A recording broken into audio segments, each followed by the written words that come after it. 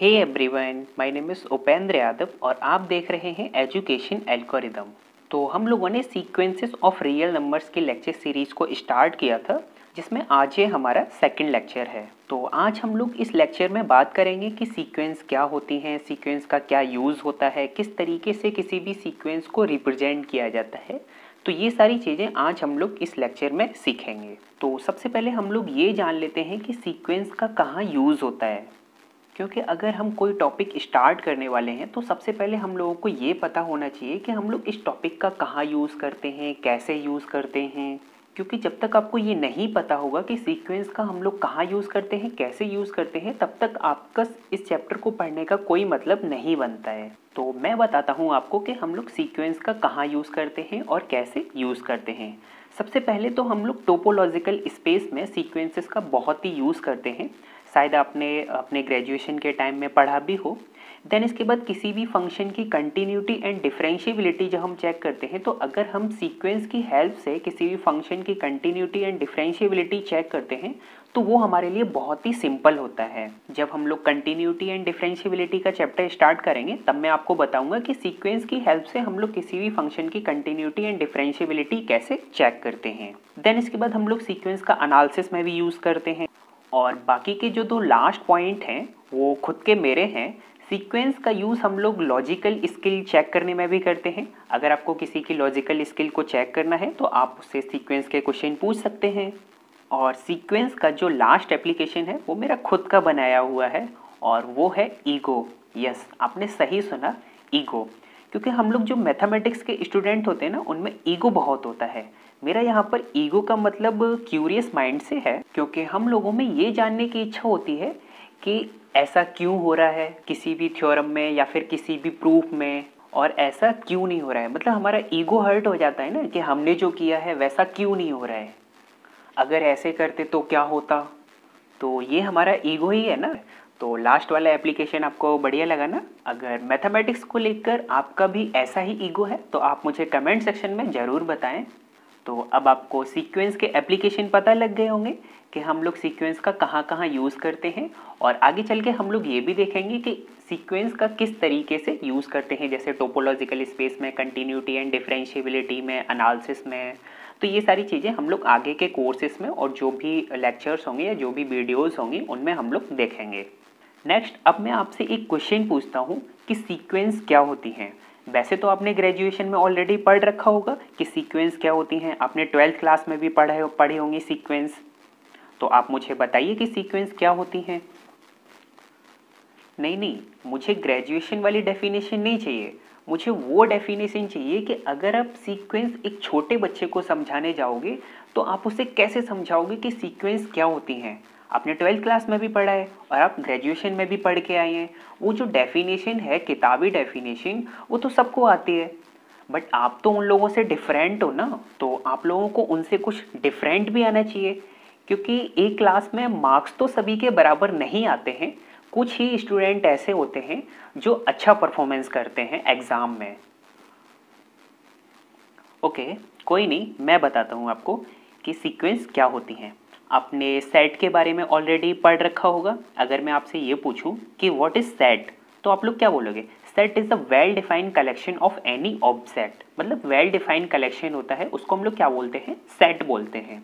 उसी तरीके से मैं बोल रहा हूँ कि सीक्वेंस भी well defined collection of object होते हैं, लेकिन इसमें थोड़ा डिफरेंस होता है सेट से। तो सेट और सीक्वेंस में क्या डिफरेंस होता है? सीक्वेंस और सेट में ये डिफरेंस होता है कि सीक्वेंस में रिपीटेशन अलाउ होता है और ऑर्डर मैटर करता है, लेकिन सेट में ना तो रिपीटेशन होता है और ना ही ऑर्डर मैटर करता है। आप ऑब्जेक्ट को इधर से उधर कर सकते हैं तब भी वो सेट रहेगा, लेकिन रिपीटेशन अलाउ नहीं होता है। अगर एक बार कोई एलिमेंट सेट में आ जाता है तो फिर वो एलिमेंट उस सेट में फिर से नहीं आएगा, मतलब एक ही बार लिखा जाता है सेट में। लेकिन सीक्वेंस में ऐसा नहीं होता है। सीक्वेंस में रिपीटेशन अलाउ है और ऑर्डर मैटर करता है। तो सीक्वेंस और सेट में ये डिफरेंस होता है। तो आपको अच्छे से समझ आ गया होगा कि सीक्वेंस क्या होती हैं।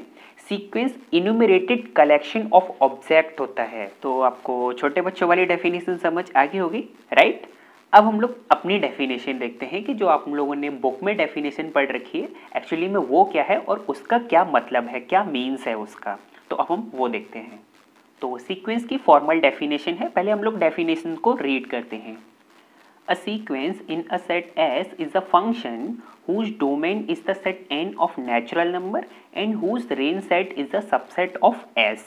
इसका मतलब ये हुआ कि सीक्वेंस एक टाइप के फंक्शन होते हैं जिसका डोमेन क्या होता है, सेट ऑफ नेचुरल नंबर, और रेंज सेट S का सबसेट होता है।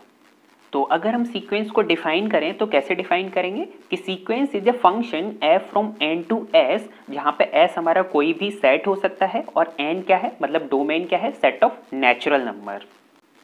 एंड अगर किसी सीक्वेंस का रेंज सेट r का सबसेट है तो उस सीक्वेंस को हम लोग बोलते हैं रियल सीक्वेंस। यहाँ पर r से मेरा मतलब है set of real number.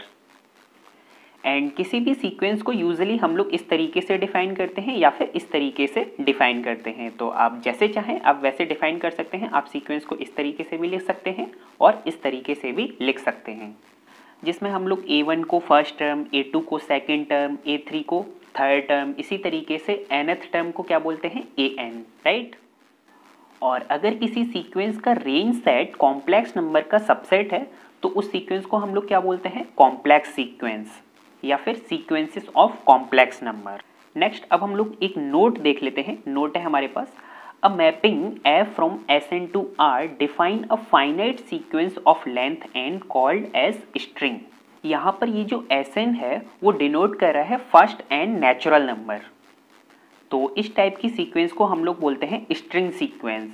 And generally sequences is always infinite, मतलब जनरली जो सीक्वेंस होती हैं उनके जो टर्म होते हैं वो इनफाइनाइट होते हैं, क्योंकि डोमेन का जो सेट है वो क्या है, सेट ऑफ नेचुरल नंबर। और सेट ऑफ नेचुरल नंबर कितने होते हैं, इनफाइनाइट, मतलब काउंटेबली इनफाइनाइट होते हैं ना सेट ऑफ नेचुरल नंबर। तो इसीलिए जनरली जो सीक्वेंस होती हैं वो इनफाइनाइट होती हैं।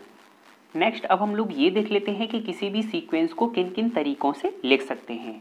तो या तो आप किसी भी सीक्वेंस को शुरू के कुछ टर्म लिख के बता दीजिए कि ये हमारी सीक्वेंस है, या फिर आप उसको एक फॉर्मूले की हेल्प से भी बता सकते हैं। जैसे यहाँ पर मैंने आपको एक सीक्वेंस दी है n², ये हमारी क्या है, एक सीक्वेंस है। तो आप इस तरीके से लिखकर भी बता सकते हैं कि ये हमारी एक सीक्वेंस है।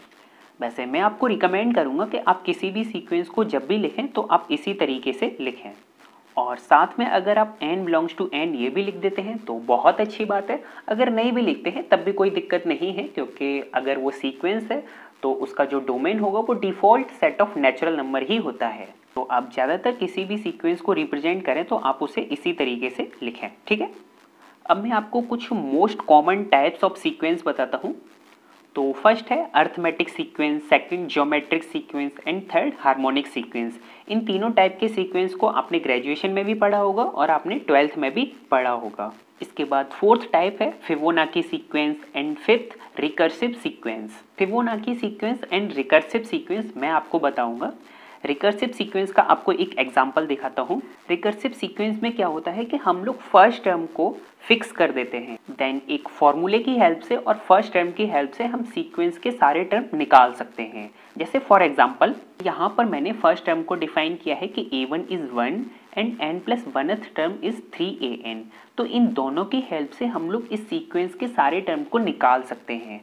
तो फर्स्ट टर्म हमारा क्या होगा 1, सेकेंड टर्म क्या हो जाएगा, मतलब a2 is 3, a3 is 9, a4 is 27। इसी तरीके से आगे के भी टर्म निकाल सकते हैं। तो इस टाइप की सीक्वेंस को हम लोग बोलते हैं रिकर्सिव सीक्वेंस।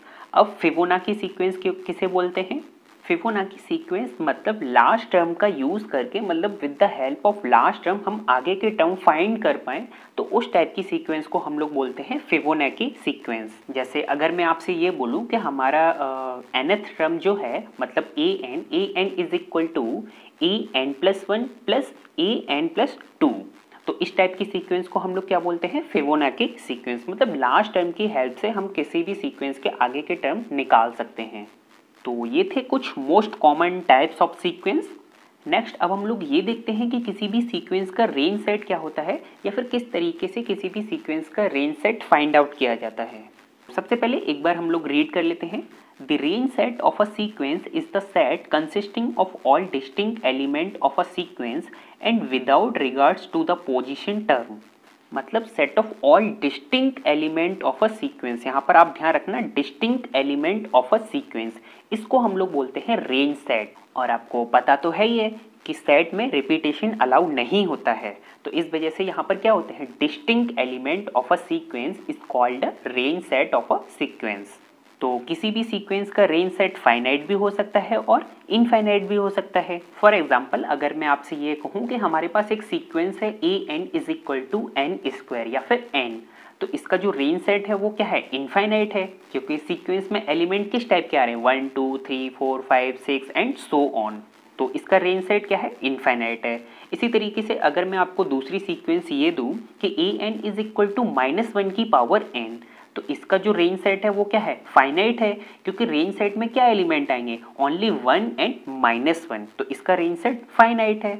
तो किसी भी सीक्वेंस के रेंज सेट फाइनाइट भी हो सकते हैं और इनफाइनाइट भी हो सकता है, और रेंज सेट को इस तरीके से लिखते हैं या फिर इस तरीके से डिनोट करते हैं। तो आज हम लोगों ने सीक्वेंस की definition, types of a sequence and range set के बारे में पढ़ा, तो आपको ये सारी चीज़ें अच्छे से समझ आई होंगी।